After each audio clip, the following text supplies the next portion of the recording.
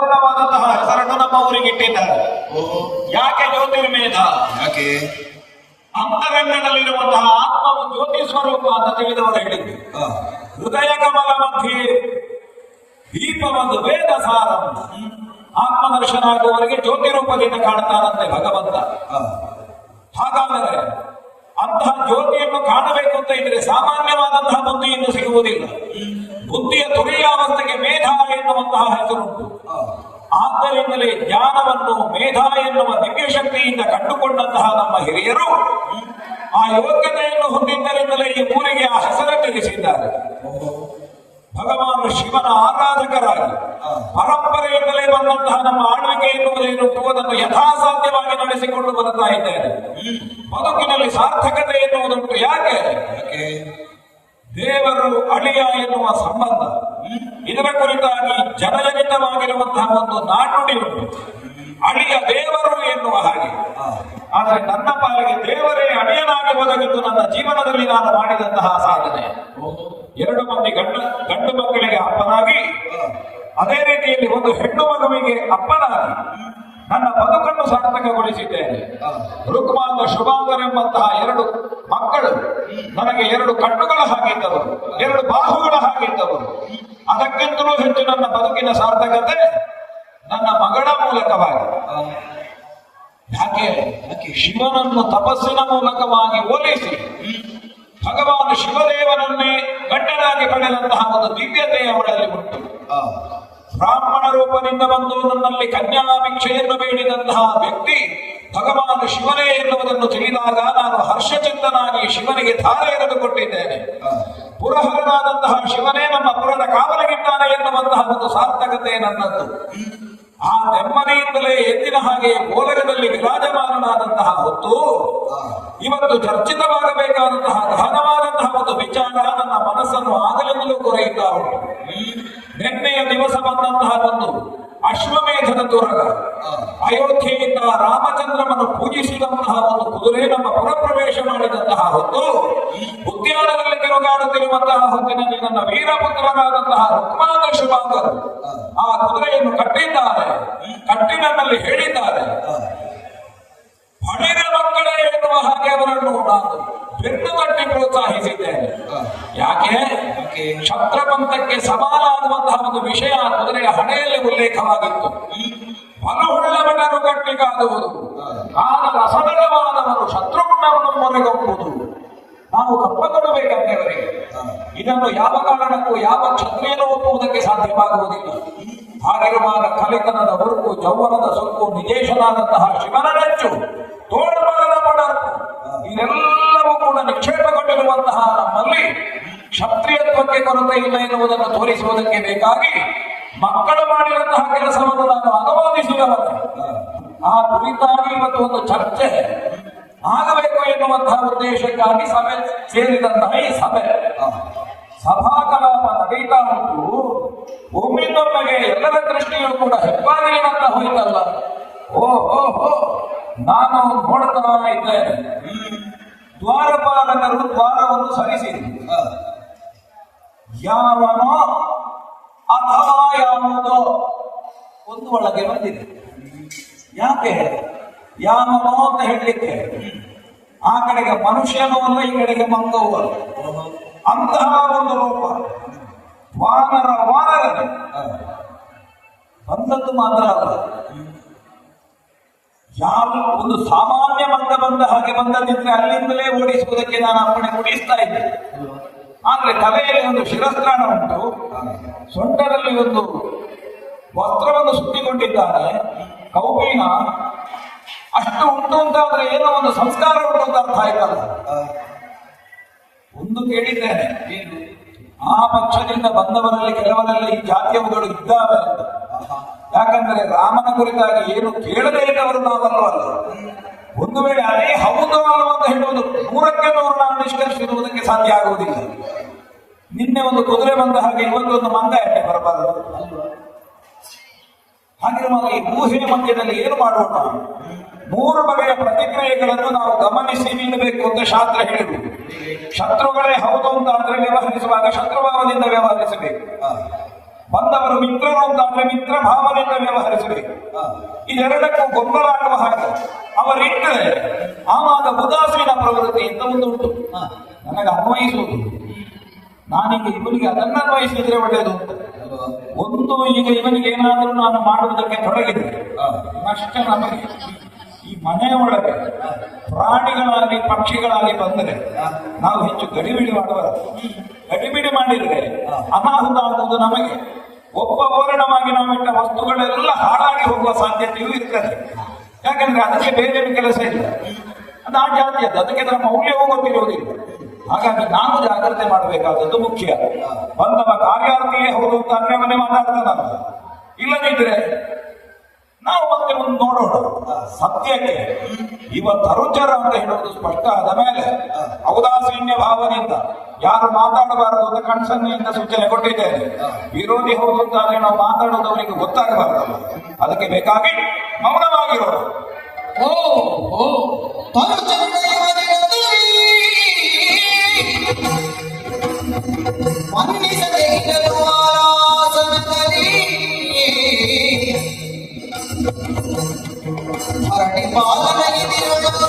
ಮಂಡಿಸಿದ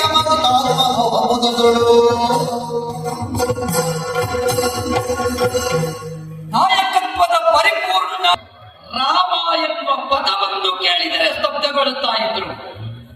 ಅಂತಹ ನಾಯಕತ್ವ ದಕ್ಷಿಣಾವರ್ತದ ಒಂದು ಭಾಗದಲ್ಲಿ ಹುಟ್ಟು ಎನ್ನುವುದಕ್ಕೆ ಸಾಕ್ಷಿ ವೀರಮಣಿಯ ನಾಯಕತ್ವವೇ ಸರಿ.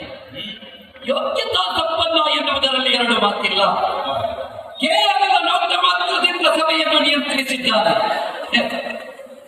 ಬರುವಾಗ ಸಕಲರು ವಿಸ್ಮಿತರಾದರು. ನಾನೇನವಾಗಿ ಬಂದೆ, ನಾ ಗ್ರಹಿಸಿದೆ ಅಂಗದ ಸಂಧಾನದ ಹಾಗೆ ಆದಿತ್ಯ ಪ್ರಸಂಗ ಹೌದಪ್ಪ. ಅಂಗದ ಬರುವಾಗ ತಡೆದವರೇ ಬಡಿದು ಬಾಗಿಲ ಭಟ್ಟರ ಮಂಟೆಯ. ಆದ್ರೆ ಇಲ್ಲಿ ಮಂಟೆ ಬಡಿಯುವವರಿಲ್ಲ, ಮಂಟೆ ಆಡಿಸುವವರೇ ಇರುವುದು. ಏನಿದ್ರು ಅಂತ ಸತ್ಯ. ಇವರು ಆಶ್ಚರ್ಯಚಕಿತರಾಗಿದ್ದಾರೆ ಎನ್ನುವುದು ಸ್ಪಷ್ಟ. ಆದರೆ ಒಳಪ್ರವೇಶ ಮಾಡಿದ ಈ ಸಂದರ್ಭದಲ್ಲಿಯೂ ಬಂದವನನ್ನು ವಿಚಾರಿಸುವುದಕ್ಕೆ ಸುಮ್ಮನಿದ್ದಾರೆ ಎನ್ನುವುದರ ಅರ್ಥ ಏನಿದೆ? ಬಂದವನೇ ಅವನನ್ನು ಕಾಣಿಸಿಕೊಳ್ಳಲಿ ಎನ್ನುವಂತಹ ಭಾವ ಉಂಟು ಎನ್ನುವುದು ಸ್ಪಷ್ಟವೇ. ಜ್ಞಾನೇಶ್ವರನ ಆರಾಧನಾ ಕೇಂದ್ರವಿದು. ಇಲ್ಲಿದ್ದವರು ಜ್ಞಾನಿಗಳು ಎನ್ನುವುದನ್ನು ಚೆನ್ನಾಗಿ ಬಲ್ಲವನು. ಹಾಗಿದ್ರೆ ಯಾಕೆ ಇವರಿಗೆ ಈ ಜ್ಞಾನವೇ ಮೌಖ್ಯದ ಹಂತಕ್ಕೆ ಹುಟ್ಟಿತೋ ಗೊತ್ತಾಗುತ್ತಾ ಇಲ್ಲ.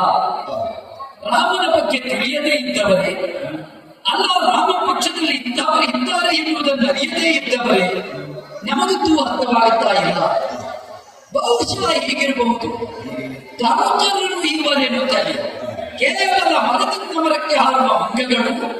ಇವರಲ್ಲಿ ನಮಗೇನು ಸಂವಾದ, ಇವರಲ್ಲಿ ನಮಗೇನು ವ್ಯವಹಾರ ಎನ್ನುವ ಭಾವ ಇವರಲ್ಲಿ ಹುಟ್ಟುತ್ತಾದರೆ ನಾವು ಎಲ್ಲಿದ್ದಾನೆ? ನಾವು ಪೀಠದಲ್ಲಿ ಕೂತುಕೊಳ್ಳುವ ಅರ್ಹತೆ ಇದ್ದವರೇ.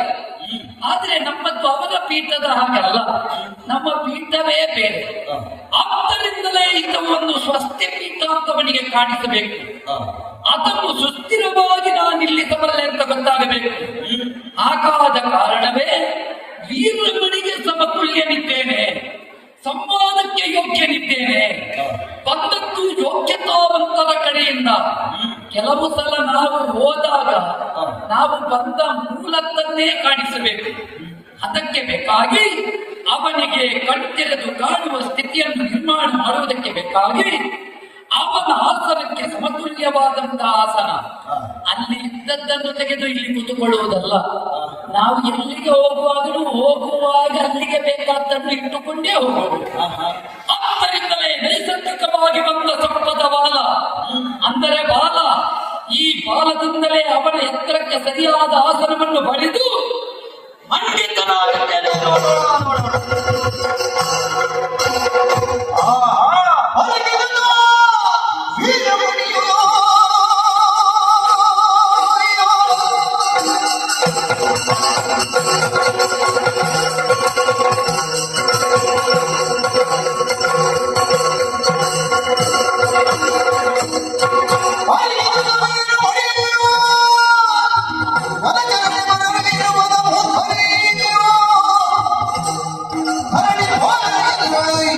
ಮಂಡಿಸಿದೆ ಸರಿಸಮನೆ ವಿಕ್ರಮಗಳು. ಅಯ್ಯೋ ಭಗವಾನನೇ, ಏನು ಪರೀಕ್ಷಿಸುತ್ತಾ ಇದ್ದೇನೆ ಆಗಲಿಲ್ಲ. ನೋಡಿದ್ಯಲ್ವಾ?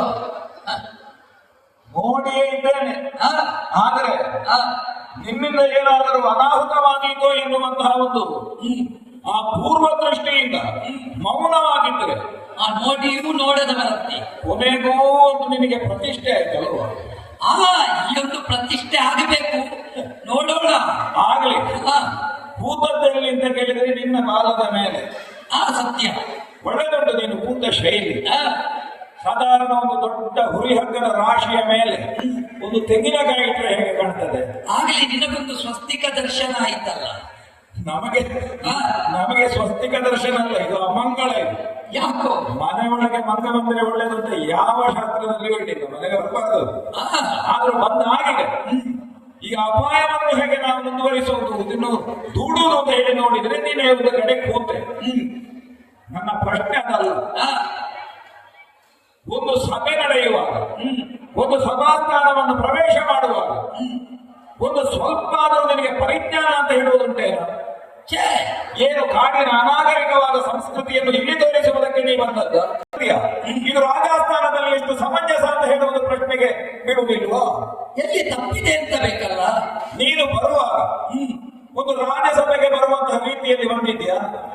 ಹಾಗೆ ಬಂದಿದ್ದೇನೆ. ಹಾಗೆ ಬರುವ ಕ್ರಮ ಇಲ್ಲ. ಮತ್ತೆ ನೀನು ಎಲ್ಲಿಂದ ಬಂದಿದ್ದಿ ಅಂತ ಗೊತ್ತಿಲ್ಲ. ನೀನೊಂದು ಅರಸ್ಥಾನದಿಂದ ಬಂದವ ಹಿನ್ನೆಲೆ ಉಳ್ಳವ ಹೌದು ಅಂತಾದ್ರೆ ಒಂದು ರಾಜಸ್ಥಾನವನ್ನು ಪ್ರವೇಶ ಮಾಡುವಾಗ ಒಂದು ಸೂಚನೆ ಕೊಡಬೇಕು ಮೊದಲು. ಆ, ನಾವು ಇಂಥವರು ಹೀಗೆ ಬರ್ತಾ ಇದ್ದೇವೆ, ನಿಮ್ಮಲ್ಲಿ ಮಾತಾಡುವುದಕ್ಕೆ ಒಂದು ಸೂಚನೆ ಕೊಟ್ಟು ಮತ್ತೆ ಪ್ರವೇಶ ಮಾಡುವ ಕ್ರಮ. ಈಗ ಬರುವಾಗ ನೀನು ಭಜನೆ ಮಾಡ್ತಿದ್ದೀಯ ಅಂತ ಗೊತ್ತಿಲ್ಲ, ಅದರಿಂದ ನೋಡುವಾಗ ಭಜನೆ ಮಾಡುವವನ ಹಾಗೆ ಕಾಣ್ತಾ ಇದ್ದಿ. ಆ, ಈಗ ಭಜನಾ ಮಂಗಳದವರು ಮನೆಗೆ ಬರುವಾಗ ಒಂದು 2 ದಿವಸ ಮುಂಚೆ ಹೇಳಿಕೊಟ್ಟು, ಸ್ವಾಮಿ ನಾಳೆ ನಿಮ್ಮ ಮನೆಗೆ ಬರ್ತೇವೆ, ಒಂದು ಹಣ್ಣು ತಯಾರು ಮಾಡಿ ಇಡಿ. ಆ, ಕೆಲವರೆಲ್ಲ ದೇವರು ಹೊತ್ತುಕೊಂಡು ಬರ್ತಾರೆ ಮೇಳದವರು. ಆ, ಅವರು ಬರುವಾಗಲೂ ಒಂದು ಕನಿಷ್ಠ 2 ದಿವಸ ಮೊದಲಾದರೂ ಹೇಳ್ತಾರೆ. ಆ, ಸೂಚನೆ ಕೊಡದೆ ಯಾವ ಭಜನೆಯವರು ಮನೆಗೆ ಬರುವುದು. ಇದು ಅನಿವಾರ್ಯವಾಗಿ ಬಂದ ಭಜನೆ. ಆದ್ದರಿಂದಲೇ ನಿನಗೆ ಎಲ್ಲಿ ದ್ವಾರ ಆದರೆ ಇಟ್ಟದ್ದು. ಭಜನೆಗೆ ನಮ್ಮಲ್ಲಿ ಬೆಲೆ ಉಂಟು. ಉಂಟಲ್ಲ? ಆದ್ದರಿಂದ ಅವರು ಒಳಗೆ ಬಿಟ್ಟು. ಹಾ. ಆದ್ರೆ ನೀನು ತೋರಿದ ಈ ಅನಾಗರಿಕ ಸಂಸ್ಕೃತಿ ಉಂಟಲ್ಲ, ಹಾ. ಇದು ಈಗ ಪ್ರಶ್ನೆಗೀಡಾದದ್ದು. ಒಬ್ಬ ಅರಸನ ಮುಂದೆ ಕೂತ್ಕೊಳ್ಳುವುದು ಅಂತ ಹೇಳಿದ್ರೆ ಏನರ್ಥ ಇದು? ಆ, ಪ್ರತ್ಯಕ್ಷ ದೇವ ಸದೃಶನಾದಂತಹ ಒಬ್ಬ ಅರಸನಾದ ಜ್ಯೋತಿರ್ಮೇಧದ ಮಟ್ಟಿಗೆ ಇಲ್ಲಿ ಜೀವಂತ ಶಿಕ್ಷೆ ರಕ್ಷೆಯ ನಿಯಾಮಕನ್ನಿಸಿದಂತಹ ನನ್ನ ಮುಂದೆ ನೀನು ಏರಿ ನನಗಿಂತಲೂ ಎತ್ತರದಲ್ಲಿ ಕೂತಿದ್ದಿ ಅಂತಾದ್ರೆ ಇದರಲ್ಲಿ ಕಾಣುವುದೇನು ಗೊತ್ತಾ? ಏನು? ಮದಮೂರ್ಖತನ. ಒಂದು ನೆನಪಿಟ್ಟುಕೋ, ಆ, ಮಂಗ ಮರದ ಮೇಲೆ ಎತ್ತರದಲ್ಲಿ ಕೂತ್ಕೊಳ್ಳುವುದು ಅದರದ್ದು ಜಾಗ. ಮಂಗ ಎಲ್ಲಿಯೂ ಕೂಡ ಕೆಳಗೆ ಕೂತ್ಕೊಳ್ಳುವ ಕ್ರಮ ಇಲ್ಲ. ಇಲ್ಲ, ಇಲ್ಲ. ಹಾಗಂತ ವೇದಿಕೆಯಲ್ಲಿ ಕೂತ ಗಣ್ಯರಿಗೆ ಮೇಲೆ ಕೂತವರಿಗೆ ನಮಸ್ಕಾರ ಮಾಡಿದ ಹಾಗೆ ಮಂಗ ಮೇಲೆ ಉಂಟು ಅಂತ ನಮಸ್ಕಾರ ಮಾಡಲಿಕ್ಕಿಲ್ಲ. ಇಲ್ಲ. ಕೂತ ವ್ಯಕ್ತಿಯ ಯೋಗ್ಯತೆ ಅವನ ಒಂದು ವ್ಯಕ್ತಿತ್ವದಿಂದ ನಿರ್ಮಾಣಗೊಳ್ಳುವುದು ಹೊರತು ಅದು ಕೂತ ಜಾಗದಿಂದ ಅಲ್ಲ ಅಂತ ಹೇಳುವ ಪ್ರಜ್ಞೆ ಇದ್ರೆ ಅಧಿಕ ಪ್ರಸಂಗಿ ಮದಮೂರ್ಖ ಏನಂತ ಕೂತಿದ್ಯಾ? ಸ್ವಲ್ಪ ತಿರುಗಿಸಬೇಕು. ಎಂತದ್ದು? ಮದಮುಗರು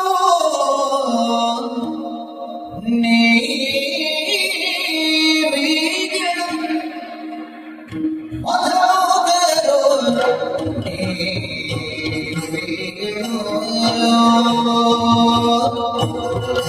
ಅಯ್ಯ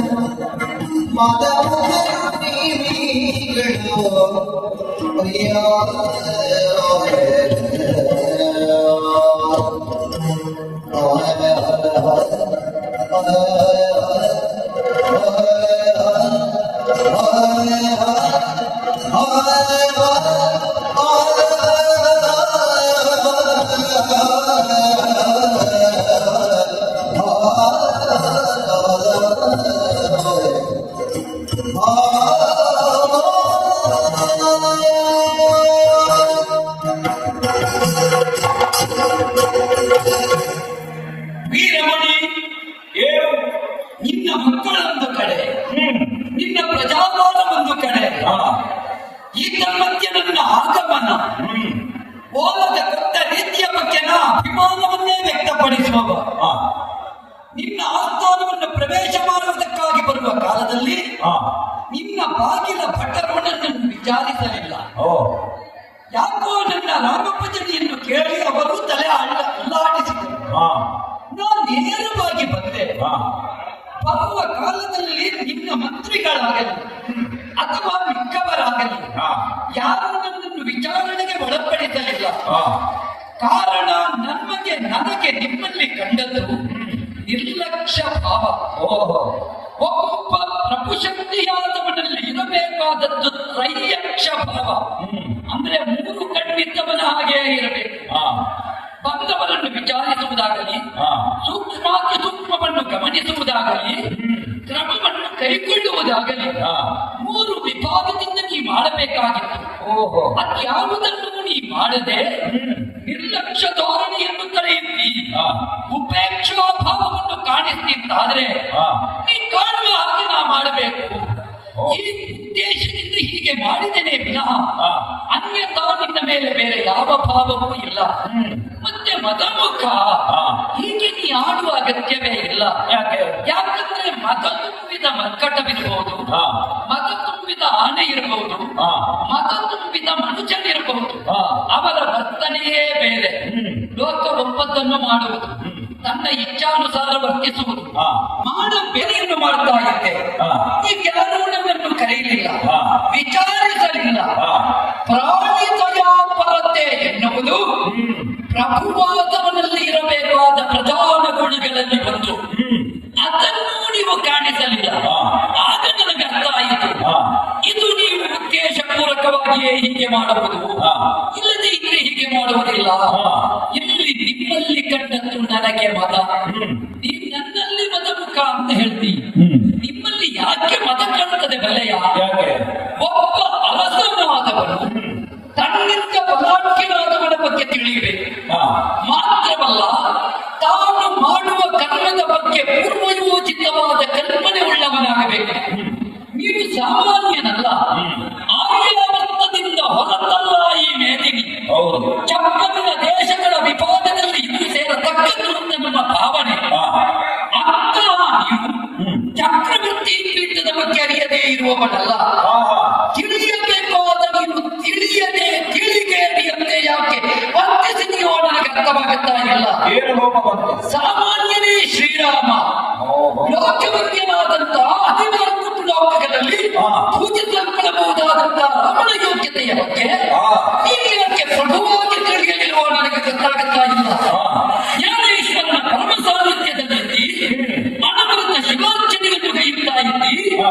ಆಜ್ಞೆಯನ್ನು ಸೇರಿಸಿಕೊಂಡಿದ್ದಿ, ಹಾ. ಆಜ್ಞೆ ವ್ಯಕ್ತಿಯಾಗಿದ್ದಿ. ಅಂತ ನೀವಿದ್ದು ಹಾ. ಶ್ರೀರಾಮಚಂದ್ರನ ಕುದುರೆಯನ್ನು ಕಟ್ಟಿ ಅಶ್ವಮೇಧದ ಕುದುರೆಯನ್ನು ಕಟ್ಟಿದ್ದಿ. ಓಹೋ. ಕಟ್ಟಿದರೆ ಪರಿಣಾಮ ಏನು? ಹಾ. ಯೋಚಿಸುವುದು ಬೇಡವೇ? ಹಾ. ನೀರಿಗೆ ಇಳಿಯಬೇಕಿದ್ರೆ ನಾವು ಈಜು ಬರ್ತದೆ ಅಂತ ಕಲ್ಪಿಸಿಕೊಳ್ಬೇಕು.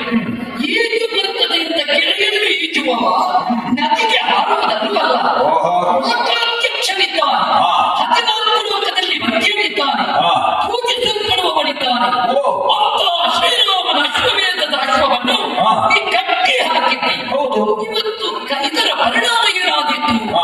ಮುಂದೆ ಕದನ ಆದೀತು. ಹಾ. ಕದನದ ಪರಿಣಾಮ ಏನು? ಹಾ. ನೀ ಸ್ವಲ್ಪ ಆದ್ರೂ ಕಲ್ಪಿಸುವುದು ಬೇಡವೇ? ಹಾ.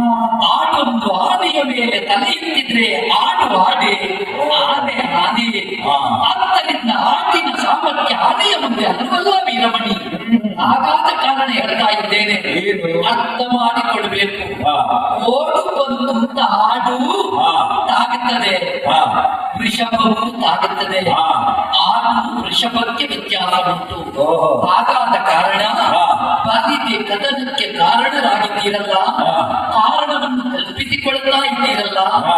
ಇದನ್ನು ಮತ ಅನ್ನದೇ ಇರು ಏನು ಅಂತ ಹೇಳಬೇಕು. ಆದ್ದರಿಂದ ಮದಮುಖರು ನಾವಲ್ಲ, ಹಾ. ಮದಮುಖರು ನೀವಾಗಿದ್ದೀರಿ. ಕೋಟಿ ಬೆಣ್ಣೆಯನ್ನು ತಾನು ತಿಂದು ಇನ್ನೊಂದು ಪ್ರಾಣಿಯ ಮುಖಕ್ಕೆ ಕಾಲುಗೊಳಿಸಿದ್ದು ಒಂದು ಮಾತು. ಹಾ.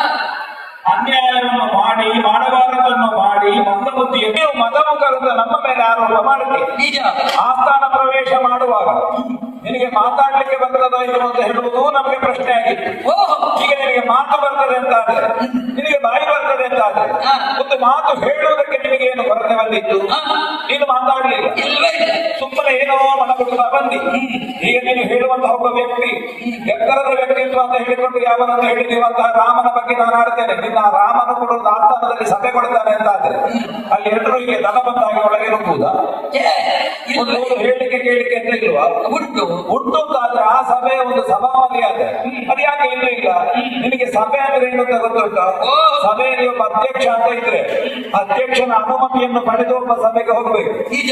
ಸಭೆ ವಿಸರ್ಜನೆ ಮಾಡುವುದಿದ್ರು ಕೂಡ ಅಧ್ಯಕ್ಷರ ಅನುಮತಿಯ ಮೇರೆಗೆ. ಯಾವ ಸಭೆ ಅಂತ? ಯಾವ ಸಭೆ ಅಂತ ಕೇಳಿದ್ರೆ ಸಭೆ ಅಂತ ಹೇಳಿದ್ರೆ ಹೌದು, ಹಾ. ಇಲ್ಲಿ ನಾನೇ ಸಭಾಧ್ಯಕ್ಷ. ಓ. ಹಾಗಿರುವಾಗ ಗುಪ್ತವಾಗಿ ಆಗುತ್ತಿರುವಂತಹ ಈ ಸಭೆಗೆ ನೀ ಬರುವಾಗ ಅದನ್ನು ಮಾಡದೆ ಆ ಶಿಷ್ಟಾಚಾರವನ್ನು ಪಾಲಿಸದೆ ಈಗ ನಮಗೆ ಮದಮುಖರು ಅಂತ ಹೇಳಿ ನಮ್ಮ ಮೇಲೆ ಆರೋಪ ಮಾಡುವುದಕ್ಕೆ ತೊಡಗಿದ್ವಿ. ಆದ್ದರಿಂದ ಈಗ ಹೇಳಿದ್ದೇನೆ, ಮದಮುಖರು ತೊಡಗಿದ ಹಾಗೆ ಆಗ್ತದೆ ಅಂತ ನಿನ್ನ ಆರೋಪ. ನಿಜ. ಒಬ್ಬ ವ್ಯಕ್ತಿಯನ್ನು ಹೊಗಳುವುದಕ್ಕೆ ಆ ಹೊಗಳುಗಳು ಇಲ್ಲದೆಲ್ಲ ಶಬ್ದ ಪ್ರಯೋಗ ಮಾಡ್ತಾರೆ. ನಾವೇನು ಇಲ್ಲಿ ಕೈಗೆ ಪಡೆ ಕಟ್ಟುವುದವರಲ್ಲ. ಓಹೋ.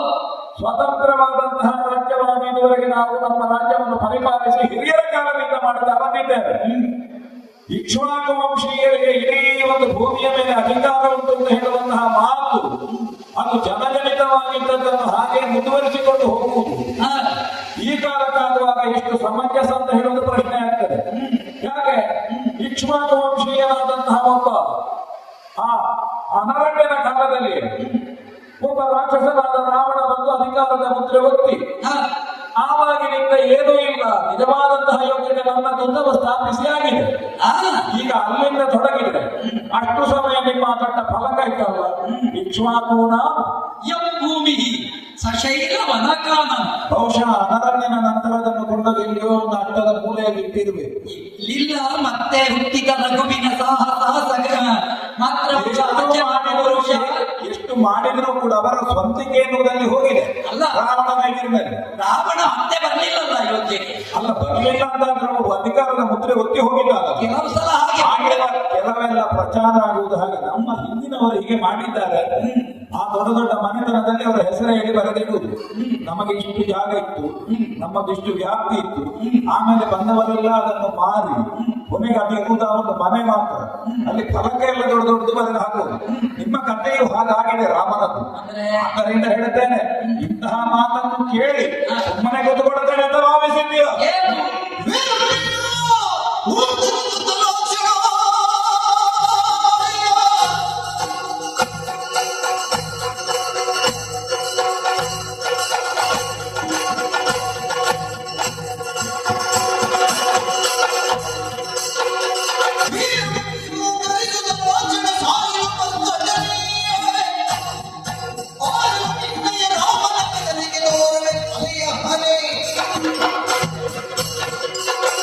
ಅಯ್ಯ, ಏನು?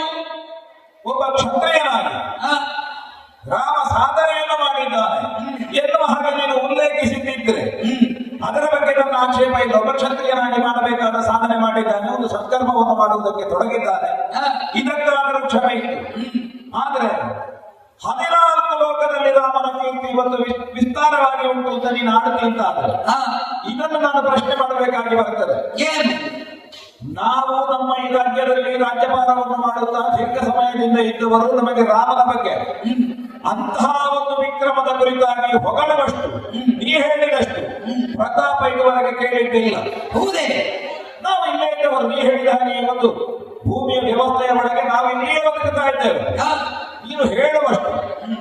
ಎಲ್ಲಿ ಒಬ್ಬ ಅರಸ ಯೋಗ್ಯತಾವಂತ ಧರ್ಮಾತ್ಮ ಏನು ಬೇಕಾದ್ರೂ ಹೇಳು, ಅದರ ಬಗ್ಗೆ ಆಕ್ಷೇಪ ಅಲ್ಲ. ಆದ್ರೆ 14 ಲೋಕದಲ್ಲಿ ಒಬ್ಬ ವಿಕ್ರಮ ಅಂತ ನೀ ಹೇಳಬೇಕಿದ್ರೆ ಬರೇ ಬಾಯಿ ಮಾತಿನಲ್ಲಿ ಹೇಳಿದ್ರೆ ಸಾಕಾಗುವುದಿಲ್ಲ. ನಮ್ಮ ಹೊಗಳಿಕೆಯ ಹಿಂದೆ ವಾಸ್ತವ ಉಂಟು. ಆಧಾರ ಇಲ್ಲದೆ ಯಾವುದನ್ನೂ ನಂಬುವುದಕ್ಕೆ ಸಾಧ್ಯ ಇಲ್ಲ. ಆ ಹಾಗಾಗಿ ಆಧಾರಭೂತವಾಗಿ ನೀನದನ್ನು ಸ್ಥಾಪಿಸುವುದಕ್ಕೆ ಸಿದ್ಧನಾದರೆ ಅದನ್ನಾದರೂ ಮತ್ತೆ ಪರಿಶೀಲನೆ ಮಾಡುವುದು. ಆದ್ದರಿಂದ ನಿನ್ನಲ್ಲಿ ಕೇಳುತ್ತೇನೆ, ಅವ ಅಂತಹ ಒಬ್ಬ ವೀರ ಹೌದು ಅಂತಾದ್ರೆ, ರಾಮನಲ್ಲಿ ಅಂತಹ ಒಂದು ಕಲಿತನ ಉಂಟು ಅಂತಾದ್ರೆ, ಯಾವ ನೆಲೆಯಿಂದ ನೀನು ಒಂದು 14 ಲೋಕಕ್ಕೆ ಒಬ್ಬ ಧೀರೋದಾತ ವ್ಯಕ್ತಿತ್ವ ಅಂತ ಹೇಳುವುದನ್ನು ಸ್ಥಾಪಿಸುವುದಕ್ಕೆ ತೊಡಗಿದ್ದಿ. ಆಗಿದ್ರೆ ಸಾಕು, ಅದು ಹೌದು ಅಂತ ಹೇಳಿ ಸ್ಥಾಪಿಸಬೇಕೋ ಬೇಡ, ಏನು ಕಲಿತನ ಉಂಟು ಅಂತ ಪ್ರಶ್ನೆ ಆಗುವುದಿಲ್ವೇ? ಶ್ರೀರಾಮನ ಕಲಿತನದ ಬಗ್ಗೆ ಕಲಿಗವ ಕಾಲ ಜನನಬ್ಧಿಗೆ ಬಲಿಯ ಸೇತುವೆಯ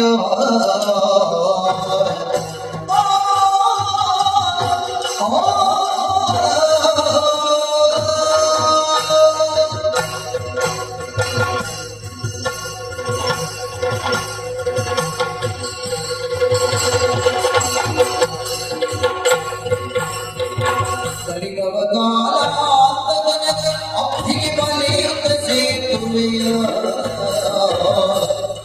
ಅಬ್ಧಿಗೆ ಬಲಿಯುತ್ತ ಸೇತುವೆಯ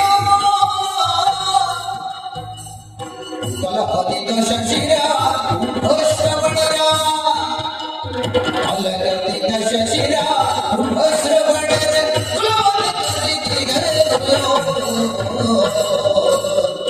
ಕಲಿಗವ ಕಾಲ ಅಬ್ಧಿಗೆ ಬಲಿಯುತ್ತ ಸೇತುವೆಯ ಬಲಿಯುತ್ತ ಸೇತುವೆಯ ಅಬ್ಧಿಗೆ ಬಲಿಯುತ್ತ ಸೇತುವೆಯ.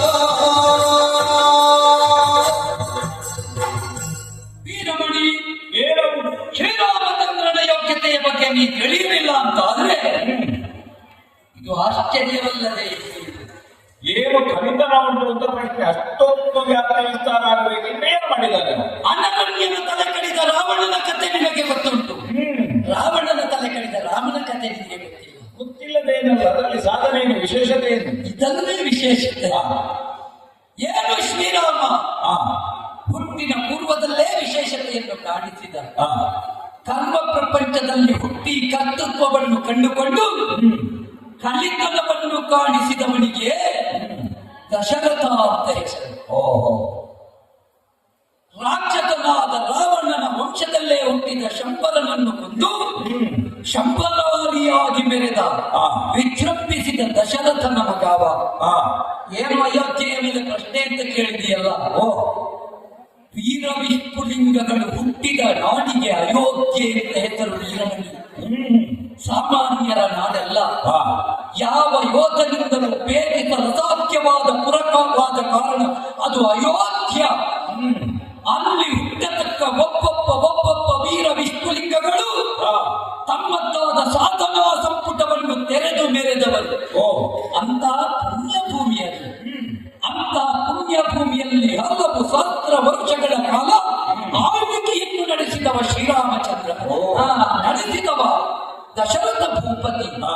ಮಕ್ಕಳಿಲ್ಲದ ಕಾಲದಲ್ಲಿ ಋಷಿತ್ವದ ಹೇಳಿಕೆಯಂತೆ ಋಷಿಕಲ್ಪವೇ ಒಂದಾಗಿ ಮಾಡಲ್ಪಟ್ಟಂತ ದೇವಕಲ್ಪ ನಿಯೋಜಿತವಾದ ಅಶ್ವಮೇಧ ಯಜ್ಞ, ಅದರ ಪರಿಪೂರ್ಣತೆಯ ಫಲ ಪುತ್ರಕಾಮ್ಯ ಇಷ್ಟಿ. ಅಲ್ಲಿ ಯಜ್ಞನಾರಾಯಣ ಎದ್ದು ಬಂದು ಕೊಟ್ಟಂತೆ ಯಜ್ಞ ಪಾಯಸ ಕೊಲ್ಲಿದಂ ಕಾಮಧೇನುವಿನ ತೊಡೆಗೆಚ್ಚನ ಕರೆದುಗೆಯಿದ ಪಾಯಸಮಿದಂ ಮರುಗುವ ಮರುಭೂಮಿ ನಗುವ ನಂತನ ಒಡಮಪ್ಪುದಿದ ನಿಂತೆ. ಮರುಭೂಮಿಯಂತಿದೆ ಪ್ರಪಂಚ. ನಂದನವನವಾಗಬೇಕು ಅಂತಿದ್ರೆ ಅಲ್ಲೊಬ್ಬ ಮಹಾಶಕ್ತಿ ಒದಿಸಿ ಬರಬೇಕು. ಅದಕ್ಕಾಗಿ ಕೊಡುತ್ತಾ ಇದ್ದೇನೆ ಯಜ್ಞ ಪಾಯಸ. ಆ ಪಾಯಸದ ಫಲವೇ ರಾಮ ಲಕ್ಷ್ಮಣ ಭರತ ಶತ್ರುಘ್ನರೆಂಬ 4 ಮುಖಗಳು. ಬ್ರಹ್ಮನ ಚತುರ್ಮುಖಗಳು ಕೆಂಪಾಗಿ ಸೃಷ್ಟಿಯಲ್ಲಿ ಅನಾವರಣಗೊಂಡ ಶಕ್ತಿಗಳು ಬೆಳೆಯುತ್ತಲೇ ಬೆಳೆದಿದರು. ಬೆಳೆಯುತ್ತಲೇ ದುಷ್ಟಪ್ರಾತವನ್ನು ಗಮನಿಸುತ್ತಾ ಬಂದರು. ಅಂತಹ ಶ್ರೀರಾಮಚಂದ್ರ ತನ್ನದ್ದಾದ ಕೃತಶಕ್ತಿಯನ್ನು ಕಂಡುಕೊಂಡವ. ಅಧಿಕಾರಕ್ಕೆ ಬೇಕಾಗಿ ಹಬ್ಬ ಹಬ್ಬಿಸಿದವನಲ್ಲ. ಅಯೋಧ್ಯೆಯಿಂದ ಹೊರಟು ಬಂದು ನೇರವಾಗಿ ಪಂಚಮುಖ್ಯದ ಕಾನನದಲ್ಲಿ ಇದ್ದ ಕಾಲದಲ್ಲಿ ತನ್ನ ಸತಿಯನ್ನು ರಾವಣ ಅಪಹರಿಸಿದ ಎನ್ನುವ